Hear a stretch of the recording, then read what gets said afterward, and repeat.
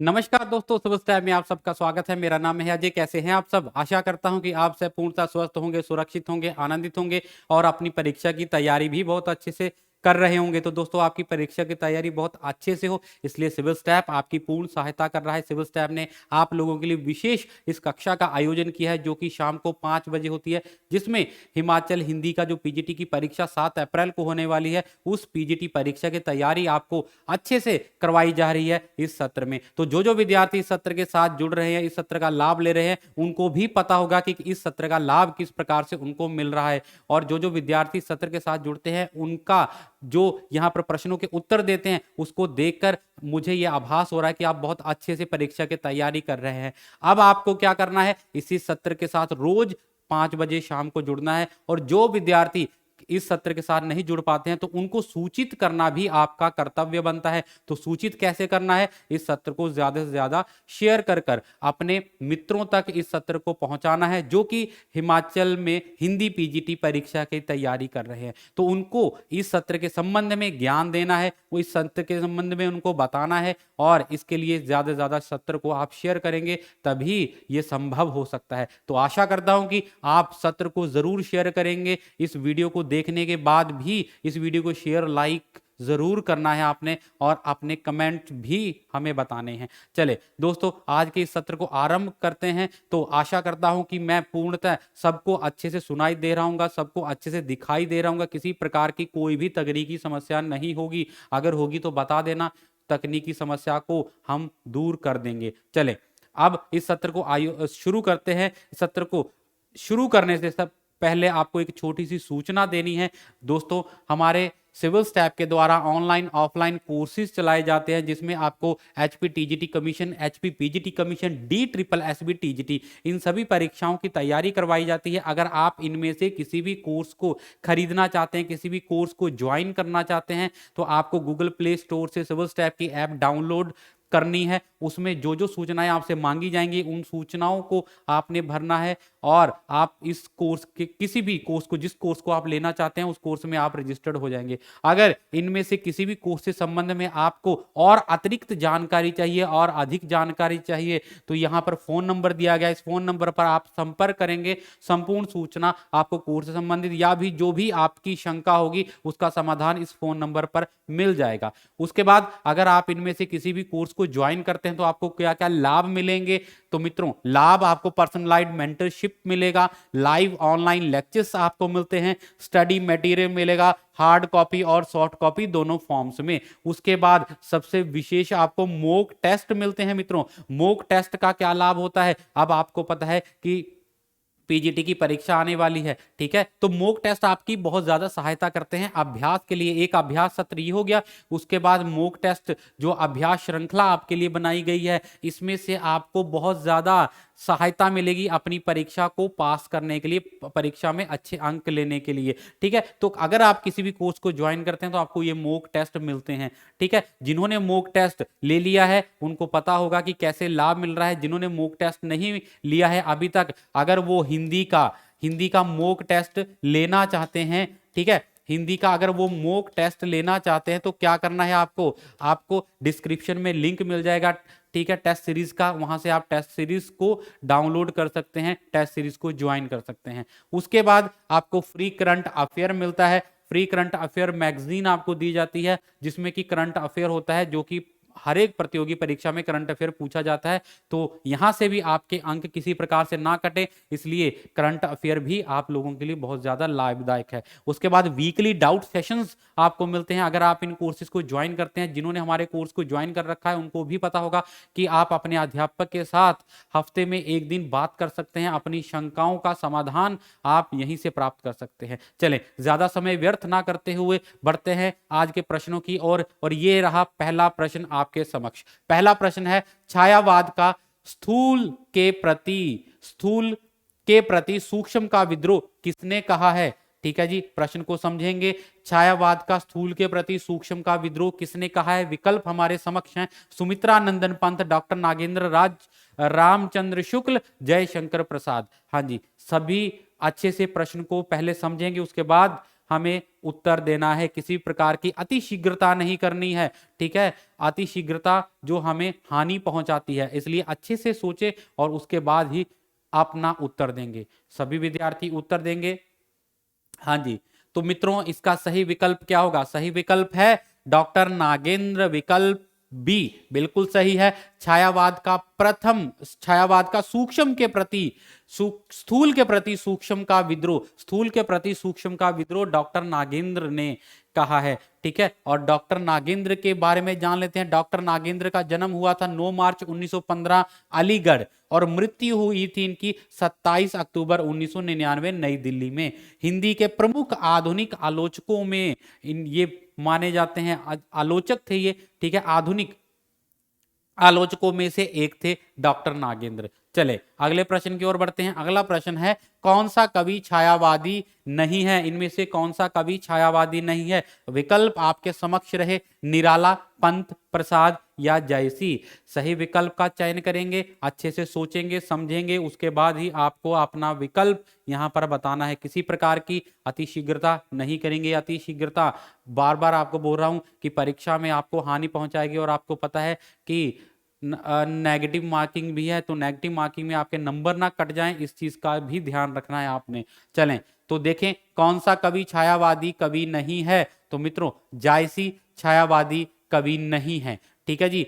देखिए छायावादी कवियों में कौन कौन आते हैं? जयशंकर प्रसाद, ठीक है जी, सूर्यकांत त्रिपाठी निराला, सुमित्रानंदन पंत, महादेवी वर्मा, पंडित माखनलाल चतुर्वेदी इस काव्य धारा के प्रतिनिधि कवि माने गए हैं। छायावादी काव्य धारा के प्रमुख प्रतिनिधि कवि माने गए हैं। छायावाद का नामकरण का श्रेय मुकुटधर पांडे को जाता है। तो यहां पर यह भी प्रश्न बनता है, यहां पर दो प्रश्न बनते हैं। अगर इनमें से किसी का भी नाम पूछ लिया जाता है कि कौन सा इनमें से छायावादी कवि है, तो आपको इनके बारे में पता होगा। तो अगर प्रश्न किसी तरह से पूछा जाएगा, यहां पर हो सकता है कि जायसी की जगह आपसे पूछ लिया जाए कि महादेवी वर्मा किस काव्य धारा के कवि हैं, तब वहां पर आपको पता होना चाहिए कि छायावादी कवि कवित्री हैं, ठीक है। उसके बाद यहां पर मुकुटधर पांडे की बात हमने की कि छायावाद का नामकरण का श्रेय किसे जाता है, तो मुकुटधर पांडे, इसको भी याद रखिएगा, यहां से भी प्रश्न बनता है। चलें अगले प्रश्न की ओर बढ़ते हैं। अगला प्रश्न हमारे पास है, छायावाद के प्रमुख कवियों में किसमें गीतों की मधुर वेदना की मर्माभिव्यक्ति अधिक है? मतलब किसके गीतों में मर्मा अभिव्यक्ति अधिक है? हमने पढ़े भी हैं इनके गीत, कौन कौन है? प्रसाद, पंत, महादेवी वर्मा या फिर निराला। उनकी कविताएं हमें अपने पाठ्यक्रम में भी पढ़ी हैं, उनकी रचनाएं हमने मार्मिक रचनाओं को पाठ्यक्रम में पढ़ा है। हाँ जी, सोच समझ कर उत्तर देंगे। क्या होगा उत्तर? सभी बताएंगे। ज्यादा से ज्यादा विद्यार्थी यहां पर उत्तर दें, और जो विद्यार्थी हमारे साथ अभी जुड़ रहे हैं इस सत्र को ज्यादा से ज्यादा शेयर कर दें। मित्रों बार बार आपको बोल रहा हूं कि अगर आप इस सत्र को शेयर करेंगे तभी जो दूसरे विद्यार्थियों को इस सत्र के संबंध में पता लगेगा, सूचित होंगे वो, अगर उनके पास ये सत्र पहुंचेगा, ठीक है, तो उनकी भी परीक्षा की तैयारी अच्छे से हो सके। इसलिए सत्र को ज्यादा से ज्यादा शेयर करना है आपको। चलें तो इस प्रश्न का उत्तर क्या है? छायावाद के प्रमुख कवियों में से किसके गीतों की मधुर वेदना की मर्म अभिव्यक्ति अधिक है? तो मित्रों महादेवी वर्मा, ठीक है जी, महादेवी वर्मा बिल्कुल सही विकल्प है। महादेवी वर्मा जी का जन्म 26 मार्च 1907 को हुआ था और 11 सितंबर 1987 को इनका निधन हुआ था।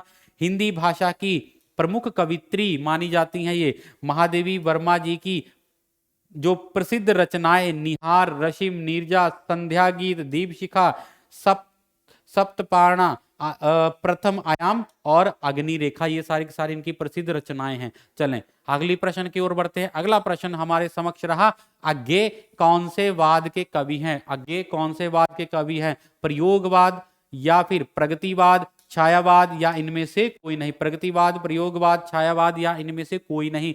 सही विकल्प का चयन करेंगे। सभी विद्यार्थी अपना उत्तर जरूर देंगे। किसी भी प्रकार का संकोच नहीं करना है कि मुझे इस प्रश्न का उत्तर नहीं आता है। कोई बात नहीं, किसी को भी सभी प्रश्न नहीं आते हैं, ठीक है, कोई बात नहीं, इसकी कोई चिंता नहीं करनी है। परंतु जो आपको लग रहा है कि ये प्रश्न, मान लीजिए अगर ये प्रश्न आपको परीक्षा में आ जाता तो आप क्या उत्तर करते, ठीक है, तो वही उत्तर आपने यहां पर करना है। अगर गलत होगा तो उसका सही भी आपको बताया जाएगा, तो आपको ये आभास रहेगा, आपको ये अनुमान रहेगा भविष्य में कि इस प्रश्न का उत्तर मैंने इस प्रकार से दिया था, गलत हो गया था, इसका सही उत्तर हमें ये बताया गया था। ठीक है, इसलिए सभी उत्तर देंगे। तो मित्रों सही उत्तर प्रयोगवाद। ठीक है जी, अज्ञेय जो है प्रयोगवाद के कवि माने जाते हैं। और देखिए इनमें से प्रगतिवाद के प्रमुख कवि कौन कौन है? सुमित्रा नंदन पंत, नागार्जुन, केदारनाथ अग्रवाल, त्रिलोचन, ये सारे के सारे प्रयोगवादी कवि हैं। ठीक है, प्रगतिवादी कवि हैं। उसके बाद प्रयोगवादी कवि कौन कौन से हमारे पास हैं? अज्ञेय गिरिजा कुमार माथुर, प्रभाकर माचवे, मुक्ति बोध, नेमी चंद्र जैन, भारत भूषण, शमशेर बहादुर सिंह, रघुवीर सहाय, नरेश मेहता, धर्मवीर भारती, ये सारे के सारे हमारे पास प्रयोगवादी। ठीक है, और प्रगतिवादी सुमित्रा नंदन पंत, नागार्जुन, केदारनाथ अग्रवाल, त्रिलोचन, ये सारे के सारे प्रगतिवादी कवि। ठीक है, प्रगतिवादी और प्रयोगवादी दोनों कवियों को हमने बताया। छायावाद के कवि हमने पहले पढ़ लिए हैं। ठीक है जी, चले अगले प्रश्न की ओर बढ़ते हैं। अगला प्रश्न हमारे समक्ष ये रहा कि निम्न में से कौन सा नाटक जयशंकर प्रसाद द्वारा रचित है? देखिए नाटकों से संबंधित प्रश्न आपके समक्ष रहा। ध्रुव स्वामिनी, कृष्णा अर्जुन, बुद्ध, रुक्मणी या फिर परिणय। सही विकल्प चयन करेंगे, उसके बाद उत्तर देंगे अपना, सोचे समझे, उसके बाद सही विकल्प को चयन करके ही बताएं निम्न में से कौन सा नाटक जयशंकर प्रसाद द्वारा रचित है। ठीक है जी, तो दोस्तों इसका सही विकल्प होगा ध्रुव स्वामिनी। ठीक है, ध्रुव स्वामिनी विकल्प एक बिल्कुल सही विकल्प है, ध्रुव स्वामिनी। ठीक है, याद रखिएगा ध्रुव स्वामिनी जो नाटक है जयशंकर प्रसाद द्वारा रचित है। ठीक है, अपने प्रधान नाटकों में अजात शत्रु, इनके जो प्रधान नाटक हैं अजात शत्रु, स्कंदगुप्त, चंद्रगुप्त तथा ध्रुव स्वामिनी। ठीक है, इसमें इनमें जो है इनके प्रमुख नाटक ये माने जाते हैं। चले आगे चलते हैं, अगले प्रश्न की ओर बढ़ते हैं। अगला प्रश्न हमारे समक्ष रहा, छायावाद की पहली रचना मानी जाती है। छायावाद की पहली रचना कौन सी मानी जाती है? विकल्प हमारे समक्ष रहे पल्लव, लहर, कमायनी या फिर झरना। छायावाद की पहली रचना बताएंगे। सभी विद्यार्थी उत्तर करेंगे, सोचे समझे उत्तर दें। शाबाश, सभी प्रयास करेंगे उत्तर देने का। तो मित्रों छायावाद की प्रमुख रचना कौन सी मानी जाती है? झरना। ठीक है, छायावाद की प्रमुख रचना झरना मानी जाती है। और झरना छायावाद की ये प्रथम रचना है, इसको याद रखिएगा, प्रथम रचना। ठीक है, छायावाद की प्रथम रचना है, इसको याद रखना है, पूछ लिया जाता है, महत्वपूर्ण प्रश्न है। ठीक है, प्रथम रचना के संबंध में पता होना चाहिए। चलेंगे अगले प्रश्न की ओर। अगला प्रश्न रहा, बादल राग के रचयिता कौन है? बादल राग के रचयिता कौन है? प्रसाद, पंत, निराला या महादेवी वर्मा। बादल राग के रचयिता बताएंगे। बादल राग जो कविता है किसकी लिखी हुई कविता है ये? शाबाश, बहुत अच्छा, विद्यार्थी प्रयास कर रहे हैं। जिस तरह से आप अपनी परीक्षा की तैयारी कर रहे हैं, पूर्ण आशा है कि बहुत अधिक संख्या में विद्यार्थी इस परीक्षा में सफलता प्राप्त करेंगे। बहुत अच्छे से आप अपनी परीक्षा की तैयारी कर रहे हैं। इसी प्रकार से अपने अभ्यास को और बढ़ाइए और इस परीक्षा में सफलता प्राप्त करें। ठीक है, ज्यादा से ज्यादा ऐसे अभ्यास सत्र को आप देखें, और जो हमारी टेस्ट सीरीज है उसमें से भी अभ्यास कर सकते हैं, या फिर कोई भी टेस्ट सीरीज है आपके पास। ठीक है, कोई भी किताब है, अच्छे से अभ्यास कीजिए। किसी भी लर्निंग मटेरियल से आप अच्छे से परीक्षा की तैयारी करें और अपनी उद्देश्य की प्राप्ति करें। चले, तो इसका सही विकल्प है निराला। ठीक है जी, बादल राग के रचयिता है निराला जी। बादल राग जो है निराला जी की प्रसिद्ध कविता है बादल राग। एक बादल राग में जो कविता है बादल राग, बादलों को क्रांति दूत माना गया है। क्रांति दूत, ठीक है, उनको क्रांति दूत माना गया। अगर पूछ लिया जाता है बादल राग कविता में बादल को किस रूप में देखा गया है, तो क्रांति दूत के रूप में देखा गया है। ठीक है, चलें अगले प्रश्न की ओर बढ़ते हैं। अज्ञेय की रचना कौन सी है? निम्न में से अज्ञेय की रचना हमें बतानी है। कुरुक्षेत्र है, हुंकार है, पवनंदू है या हरी घास पर क्षण भर। चलेंगे, शाबाश, सभी विकल्प को अच्छे से पढ़ेंगे।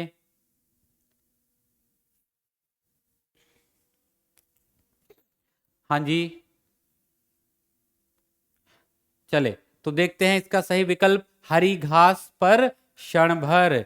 ठीक है जी, ये हमारे पाठ्यक्रम में भी ये कविता है और हमने पढ़ी भी है, जिसमें कि अज्ञे जी ने हरी घास का महत्व बताया है कि किस प्रकार से जो शहर का जीवन है वो हरियाली से, मतलब प्रकृति से दूर होता जा रहा है। हरी घास के माध्यम से प्रकृति के बारे में कि प्रकृति से कैसे दूर होता जा रहा है।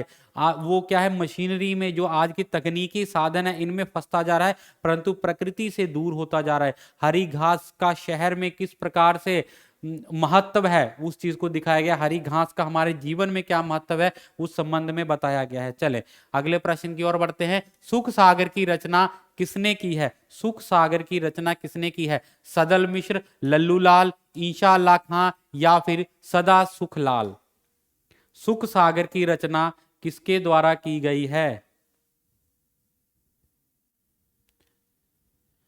चलें, अच्छे से उत्तर देंगे सभी विद्यार्थी और अपने अंक भी जोड़ते रहिए। आखिर में हम देखेंगे सत्र का जब समापन होगा, हम एक बार देखेंगे कि कितने विद्यार्थियों को कितने कितने अंक है। सभी अपने अपने अंक बताएंगे। ठीक है जी, चलें तो इसका सही उत्तर देखते हैं।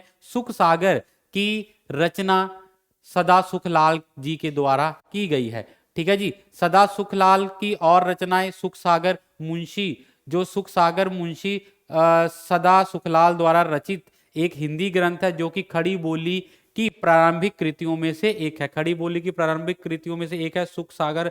ठीक है, मुंशी सदा सुखलाल इनका पूरा नाम है, मुंशी सदा सुखलाल। चले आगे बढ़ते हैं, अगले प्रश्न की ओर बढ़ते हैं।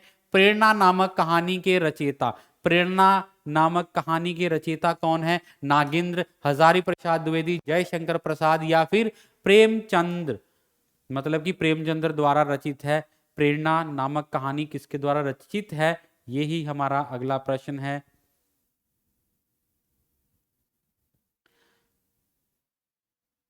तो दोस्तों सही विकल्प हमारे समक्ष ये रहा, प्रेमचंद्र द्वारा।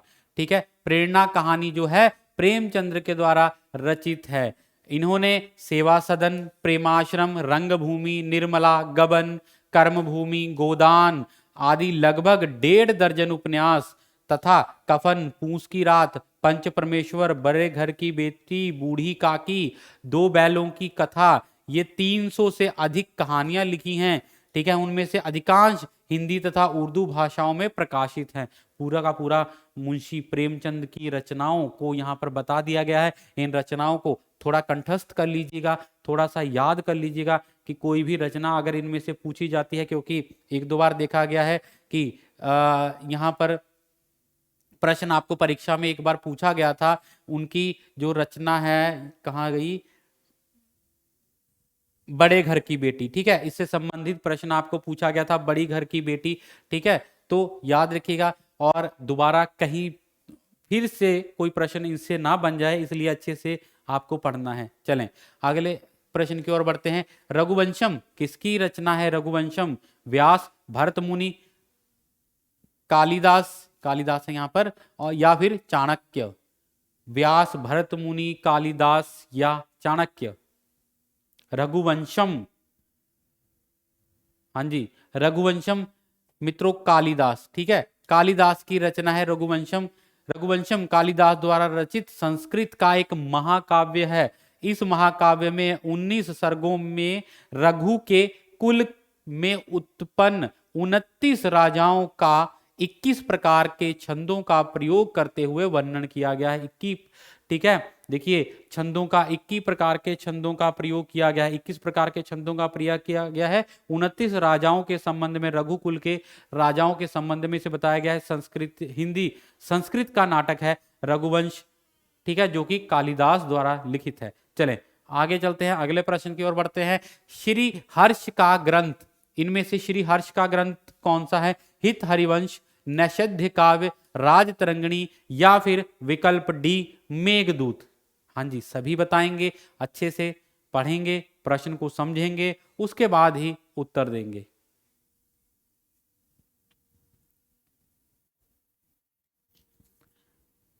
हाँ जी, चलें देखते हैं इसका सही विकल्प। सही विकल्प है नैषधीय काव्य। श्री हर्ष का ग्रंथ है नैषधीय काव्य। इस ग्रंथ को दो भागों में विभाजित किया गया है, पूर्व और उत्तर। दोनों में 11-11 सर्ग हैं, कुल 22 सर्ग हैं। इस ग्रंथ के अंतिम में यह निर्दिष्ट नहीं है कि ग्रंथ समाप्त हुआ है कि नहीं हुआ। इस कारण संशय है कि ये ग्रंथ अपूर्ण है। हो सकता है कि ये ग्रंथ अपूर्ण है, कहीं पर भी ये नहीं बताया गया है कि यहाँ पर ग्रंथ पूर्ण होता है। ठीक है, 11-11 सर्ग है, पूर्णतः 22 सर्गों में इसको विभाजित किया, 22 सर्ग हैं और दो भागों में विभाजित किया गया, उत्तर और पूर्व। ठीक है जी, चले आगे चलते हैं, अगले प्रश्न की ओर बढ़ते हैं। अगला प्रश्न हमारे समक्ष ये रहा, हिंदी के रेखा चित्रकार हैं, इनमें से हिंदी के रेखा चित्रकार कौन है? जयशंकर प्रसाद, महादेवी वर्मा, राजकुमार वर्मा या फिर विकल्प डी होगा विष्णु प्रभाकर। कौन सा विकल्प होगा? सभी अच्छे से देखें विकल्प को, फिर वहां पर बताएंगे।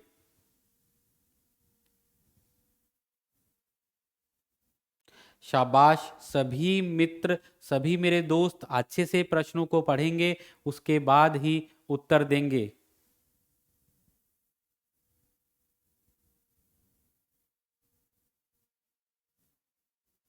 सभी विद्यार्थी बहुत अच्छा उत्तर दे रहे हैं, बहुत अच्छे से उत्तर दे रहे हैं। चले तो देखते हैं, महादेवी वर्मा। ठीक है जी, हिंदी के रेखा चित्रकार महादेवी वर्मा है। महादेवी वर्मा जी के जो रेखा चित्र कौन कौन से हैं? एक विधवा युवती, ठीक है, बिंदा, सविया, बट्टो, अनाहुत की माँ, घीसा, उसके बाद आलोपी, बदलू, रधिया, लक्ष्मा, ये सारे के सारे रेखा चित्र है। और इसमें से कौन सा हमारे पाठ्यक्रम में है? पता है पाठ्यक्रम में हमें कौन सा हमने पढ़ा है? इसमें से रेखा चित्र हमने इसमें से घीसा रेखा चित्र पढ़ा है। ठीक है, हमारे पाठ्यक्रम में है। उसके बाद जिसमें लेखिका के अतीत का स्पष्ट रूप से पता लगता है कि उनका किस प्रकार से लेखिका का अतीत रहा है, हमें इन रेखा चित्रों से पता लगता है। महादेवी वर्मा संस्करणात्मक रेखा चित्रों का दूसरा संग्रह स्मृति की रेखाएं। ठीक है, जो उनके संस्मरण होता है ना, उस रूप में जो इनका है रेखा चित्र वो है स्मृति की रेखाएं। ठीक है, तो दोस्तों याद रखिएगा, महादेवी वर्मा जी महान कवित्री रही हैं, तो इनके संबंध में भी प्रश्न पूछा जा सकता है। चलें जी अगले प्रश्न की ओर बढ़ेंगे। अगला प्रश्न हमारे समक्ष ये रहा, संसद से सड़क तक के रचनाकार कौन है? संसद से सड़क तक के रचनाकार कौन है? श्रीकांत वर्मा, सुदामा पांडे, धूमिल, आज्ञे या फिर रघुवीर। संसद से सड़क, और मित्रों आपको यहाँ पे भी बता दूं, संसद से सड़क तक ये भी हमारे पाठ्यक्रम में है। ठीक है, हिंदी पीजीटी के पाठ्यक्रम में संसद से सड़क ये रचना भी हम पढ़ चुके हैं। तो किसके द्वारा लिखित ये रचना है बताएंगे। जिन्होंने ये रचना पढ़ी है तो उनका उत्तर तो बिल्कुल यहाँ पर सही होना चाहिए, है ना जी। चलें देखते हैं, तो सुदामा पांडे धूमिल की ये रचना है संसद से सड़क। संसद से सड़क तक धूमिल का पहला काव्य संग्रह है। देखिए यहाँ पर यह भी महत्वपूर्ण प्रश्न बनता है, धूमिल का पहला काव्य संग्रह कौन सा है? धूमिल का पहला काव्य संग्रह। ठीक है जी, तो ये प्रश्न बन सकता है, यहां पर ध्यान दिएंगे। संसद से सड़क, इस काव्य संग्रह में 25 कविताएं हैं, जिनमें मोचीराम पढ़ी है हमने। ठीक है, नक्सलबाड़ी कविता और पटकथा, ये सारी की सारी प्रसिद्ध कविताएं हैं। मोचीराम हमारे पाठ्यक्रम में है। ठीक है, पढ़ी हमने मोचीराम, किस प्रकार से यथार्थ को दिखाया गया है, समाज के चेहरे को दिखाया गया है मोचीराम के माध्यम से। ठीक है, समाज की स्थिति को दिखाया गया कि आज हमारे समाज की क्या स्थिति हो चुकी है। चलें अगले प्रश्न की ओर बढ़ते हैं। अगला प्रश्न हमारे समक्ष रहा, रंगभूमि उपन्यास के रचनाकार कौन है? रंगभूमि उपन्यास के रचनाकार बताएंगे। शाबाश, राजेंद्र यादव है, रागे राघव है, प्रेमचंद्र है या अमरकोत है?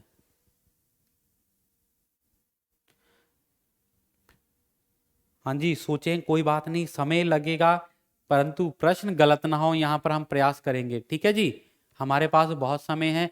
कई विद्यार्थी बोलते हैं कि सर ज्यादा प्रश्न हमें करवा दीजिए, तो उनको एक चीज बताता हूं कि मित्रों, जितना ज्यादा हम प्रश्न तो मैं ज्यादा करवा दूंगा, मुझे कोई दिक्कत नहीं, 1 घंटे में मैं तो 50 प्रश्न आपको करवा दूं, परंतु उसका क्या लाभ होगा जब उन प्रश्नों के संबंध में संशय जो आपके होंगे वही नहीं दूर होंगे। और अगर आप ध्यान से देखेंगे तो हम यहाँ पर जो भी 20, 22, 25 प्रश्न करते हैं वो सिर्फ उतने ही प्रश्न नहीं होते, वहां से कितने प्रश्न और बनते हैं।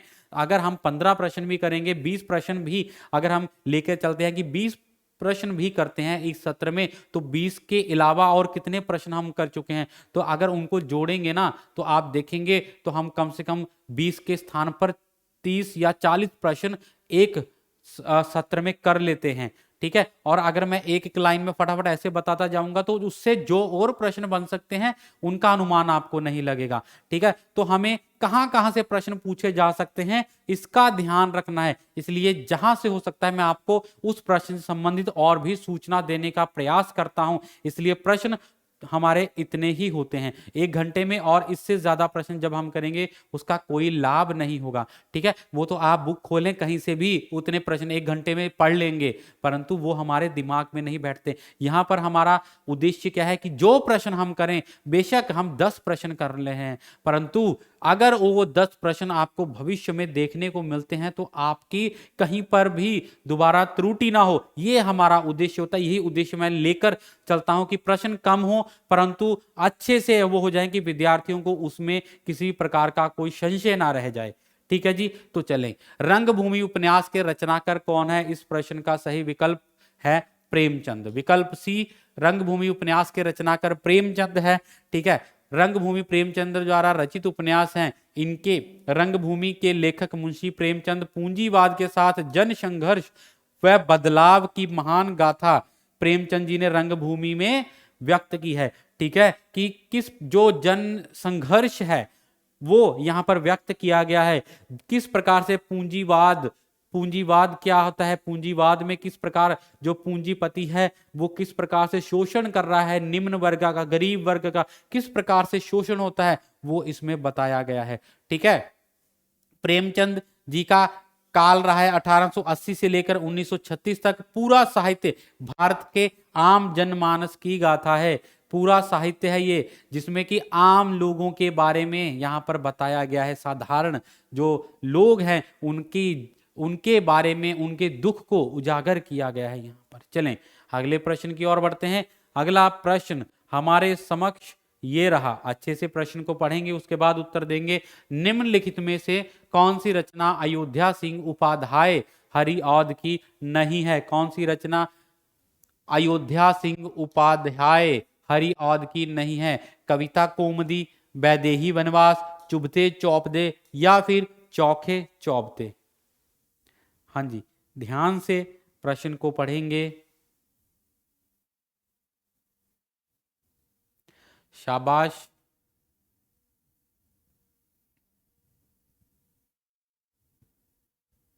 सभी विद्यार्थी उत्तर देंगे। तो मित्रों इसका सही विकल्प हमारे समक्ष रहा कविता कौमुदी। ठीक है जी, कविता कौमुदी अयोध्या सिंह उपाध्याय की रचना नहीं है। सन 1928 के अंत में प्रकाशित इस पुस्तक की प्रथम प्रति महात्मा गांधी को भेंट दी गई थी और उन्होंने मुक्तक कंठ से इसकी इसकी सराहना भी की थी। ठीक है, चलें अगले प्रश्न की ओर बढ़ते हैं। आचार्य शुक्ल ने अपना साहित्य गुरु किसे माना है? प्रताप नारायण मिश्र, प्रेमघन, अंबिका दत्त व्यास या भारतेंदु हरिश्चंद्र?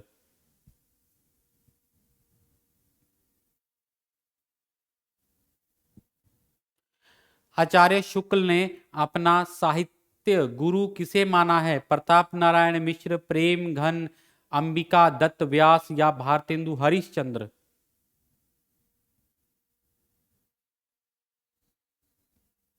चले तो देखते हैं सही विकल्प। आचार्य शुक्ल ने अपना साहित्यिक गुरु माना है प्रेमघन को।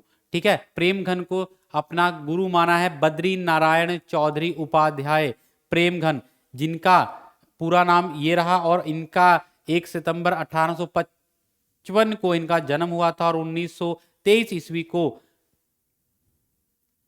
इनका निधन हुआ था। ठीक है जी, हिंदी के महान साहित्यकारों में से एक।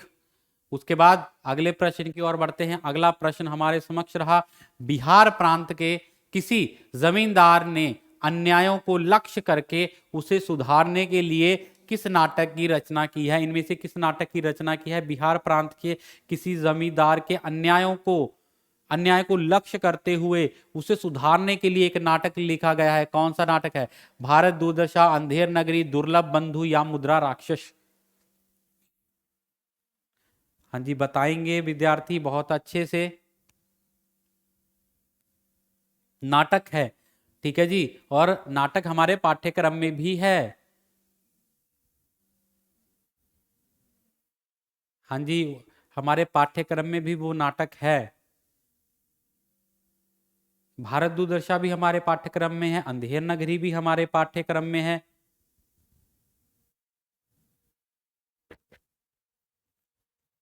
चलें, तो मित्रों सही विकल्प है अंधेर नगरी। ठीक है जी, अंधेर नगरी हमने पढ़ा है। ठीक है, अंधेर नगरी चौपट राजा, टके सिर भाजी टके सिर खाजा। अंधेर नगरी प्रसिद्ध हिंदी साहित्यकार भारतेंदु हरिश्चंद्र जी का सर्वाधिक लोकप्रिय नाटक है। ठीक है, सभी लोगों को यह नाटक बहुत पसंद आया क्योंकि हंसी व्यंग, मतलब हंसी हंसी के द्वारा व्यंग किया गया है। ठीक है, 6 अंकों के इस नाटक में विवेकहीन तथा निरंकुश शासक व्यवस्था पर करारा व्यंग किया गया है। उसने अपने ही कर्मों द्वारा, मतलब जो राजा है अपने ही कर्मों द्वारा किस प्रकार से वो नष्ट होता है उसको दिखाया गया है। ठीक है, किस प्रकार महंत हैं इसमें और उनके 2 शिष्य हैं, उनमें से एक शिष्य किस प्रकार से फंस जाता है राजा के चुंगल में, और उस राजा के चुंगल से छुड़ाने के लिए महंत क्या करते हैं, ये अंधेर नगरी में हम पढ़ चुके हैं। ठीक है, अच्छे से पढ़ लीजिएगा, नाटक बहुत महत्वपूर्ण नाटक है ये।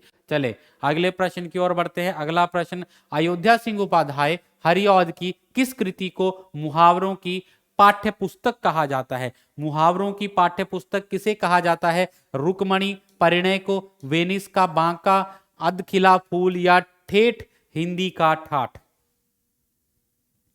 ठेठ हिंदी का ठाठ, हाँ जी बताएंगे।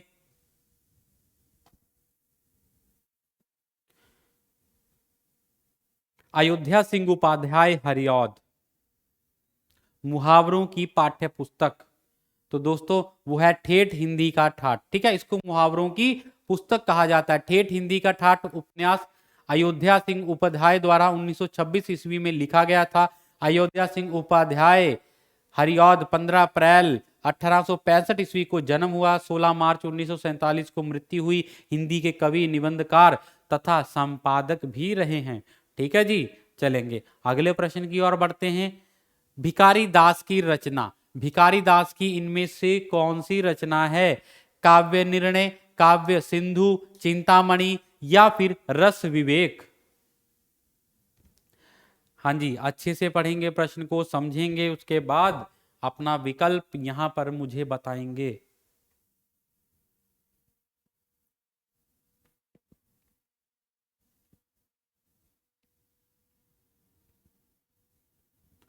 तो मित्रों सही विकल्प काव्य निर्माण। ठीक है जी, काव्य निर्माण सही विकल्प है। विकल्प ए सही है। भिखारी दास की रचना है काव्य निर्माण। भिखारी दास द्वारा लिखित 7 कृतियां जो प्रमाणिक मानी जाती हैं। ठीक है, 7 कृतियों का प्रमाण मिला है। रस सारांश, काव्य निर्णय, श्रृंगार निर्णय, छंदोरणों, पिंगल और अमर कोश या शब्द नाम प्रकाश। विष्णु पुराण भाषा और शतरंज शासिका, ठीक है, इन्होंने अपना वंश परिचय दिया है। इनमें इन्होंने अपना वंश परिचय भी दिया है। ये इनकी रचनाएं रही। उसके बाद आगे चलते हैं, अगले प्रश्न की ओर बढ़ते हैं।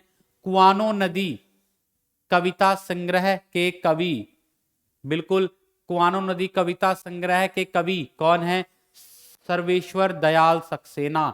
ठीक है, कुआनो नदी के कविता के संग्रह, देखिए यहां पर ये विकल्प ए, बी और सी और डी, डी विकल्प यहां पर रहा, सर्वेश्वर दयाल सक्सेना। ठीक है, कुआनो नदी कविता का जो इन्होंने संग्रह किया है। उसके बाद अगला प्रश्न हमारे समक्ष ये रहा, पृथ्वीराज की आंखें। ठीक है, पृथ्वीराज की आंखें शीर्षक नाट्य के रचयिता कौन है? पृथ्वीराज की आंखें शीर्षक नाटक के रचयिता उदय शंकर भट्ट है, या लक्ष्मी नारायण मिश्र हैं, राम कुमार वर्मा है, या सेठ गोविंद दास हैं? पृथ्वीराज की आंखें नाटक अच्छा नाटक है, ठीक है, प्रसिद्ध नाटक है। चले बताएंगे सही विकल्प। पृथ्वीराज की आंखें शीर्षक नाटक जो है मित्रों राम कुमार वर्मा द्वारा, ठीक है, ये नाटक रचित है। पृथ्वीराज की आंखें डॉक्टर राम कुमार वर्मा का ऐतिहासिक एकांकी नाटक है, एकांकी के रूप में है, ठीक है। चलेंगे अगले प्रश्न की ओर बढ़ते हैं। डामुल का कैदी के लेखक कौन है? डामुल का कैदी के लेखक कौन है? प्रसाद सूरदर्शन प्रेमचंद्र या यशपाल? बिल्कुल प्रेमचंद सही विकल्प है। ज्यादातर विद्यार्थियों का विकल्प यहां पर बिल्कुल सही है, सी विकल्प प्रेमचंद। डामुल का कैदी के लेखक प्रेमचंद हैं, ठीक है जी। दोस्तों अगले प्रश्न की ओर बढ़ते हैं। अगला प्रश्न हमारे समक्ष, भाषा के जादूगर के रूप में कौन विख्यात है? भाषा का जादूगर किसे बोला जाता है? शिव पूजन सहाय, वेचन शर्मा उग्र, जैनेन्द्र कुमार या यशपाल? भाषा के जादूगर के रूप में शिव पूजन सहाय, ठीक है जी, शिव पूजन सहाय इनको भाषा के जादूगर के रूप में विख्यात है, ये इनको जाना जाता है कि भाषा के जादूगर हैं। शिव पूजन सहाय, इनका जन्म अगस्त 1893 ईस्वी में हुआ था, गांव उनवास में, शाहबाद बिहार में। मृत्यु 21 जनवरी 1963 में हुई थी। प्रसिद्ध इनके रचनाएं हैं, ये प्रसिद्ध उपन्यासकार, कहानीकार, संपादक तथा पत्रकार रहे हैं। इन्होंने साहित्य एवं शिक्षा के क्षेत्र में सन 1960 में पद्म विभूषण से सम्मानित इनको किया गया था। बहुत प्रमुख इनकी प्रसिद्ध रचनाएं, इन्होंने अपनी रचनाएं लिखी हैं जिनके कारण इनको पद्म विभूषित से भी सम्मानित किया गया, ठीक है जी। और इनको भाषा का जादूगर भी कहा जाता था। तो मित्रों ये रहे थे आज के हमारे प्रश्न, ये थे आज के हमारे प्रश्न, ठीक है जी। आज के सत्र में हमारे प्रश्न यहीं पर समाप्त होते हैं। आशा करता हूं कि आज के सत्र के प्रश्न आपको बहुत अच्छे लगे होंगे और आपने कुछ ना कुछ जरूर सीखा होगा। और भविष्य में अगर ये प्रश्न आपसे पूछे जाते हैं तो मैं आशा करता हूं कि किसी भी प्रकार से आप इन प्रश्नों को गलत नहीं करेंगे। और दोस्तों अगर आप हमारी PDF डाउनलोड करना चाहते हैं, जो भी सत्र यहाँ पर होते हैं, तो आपको उसके लिए ये देखिए टेलीग्राम चैनल का लिंक दिया गया है, यहाँ से आप PDF को भी डाउनलोड कर सकते हैं, ठीक है जी। और जिन्होंने अभी तक हमारे चैनल को लाइक नहीं किया, सब्सक्राइब नहीं किया, वो हमारे चैनल को लाइक कर दें, शेयर कर दें और सब्सक्राइब कर दें। और मित्रों अगर आपको ये सत्र अच्छा लगा हो तो इस सत्र को भी अधिक से अधिक शेयर कर दें, ताकि आपके जो मित्र हैं, दोस्त हैं, जिन विद्यार्थियों को इस सत्र की आवश्यकता है वो भी इस सत्र का लाभ ले सके। तो दोस्तों आप सबका बहुत बहुत धन्यवाद जो इस सत्र के साथ लाइव जुड़े हुए थे, इस सत्र का जिन्होंने लाभ लिया। फिर से मिलेंगे नए सत्र में नए प्रश्नों के साथ। तब तक स्वस्थ रहें, सुरक्षित रहें और अपनी परीक्षा की तैयारी में दिन रात एक कर दें। थोड़ा ही समय रह गया है, परीक्षा में किसी प्रकार की कोई कमी ना रह जाए, इसलिए पूरा प्रयास कर दें। इसी मंगल कामना के साथ कि ईश्वर आपको आपके उद्देश्य की पूर्ति करवाए, इसी मंगल कामना के साथ आज के सत्र को विराम देते हैं। फिर से मिलेंगे, तब तक के लिए आप सबका बहुत बहुत धन्यवाद और नमस्कार।